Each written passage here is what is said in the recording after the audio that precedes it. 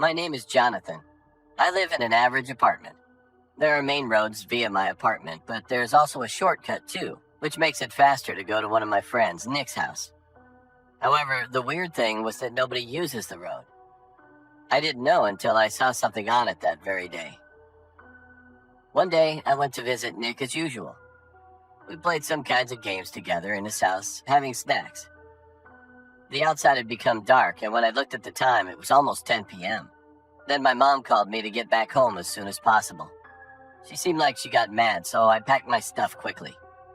I got out of my friend's house, walked for like 2 minutes, and then I decided to walk through that shortcut lane this time. Because it was completely dark, it gave me a chill, but I was in a rush, so I lighted my phone's flash and walked through the road. It was a straight road, and all the leaves and bushes were on the two sides.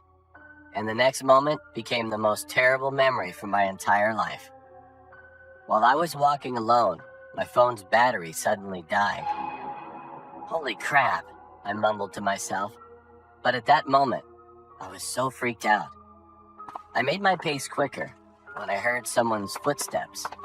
When I looked up, there was a figure in front of me that was almost black and invisible.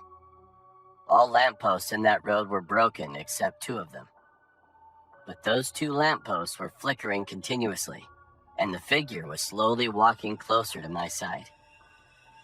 When the light fell on his face, I could see him, full of scars on his face. He had a cut in his throat, and the blood is falling out of his cut.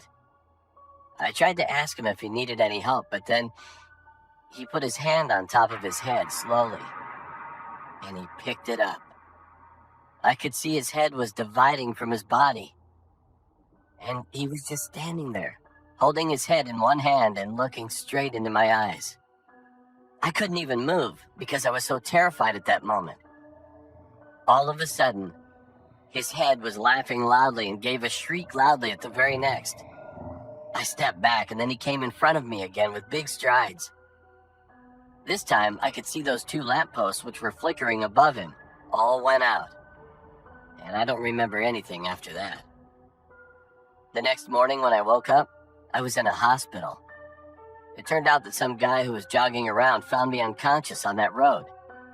My mother was sitting next to me with an anxious look, so I told her my entire experience. When I finished telling her, she seemed a little surprised, and then she patted my back.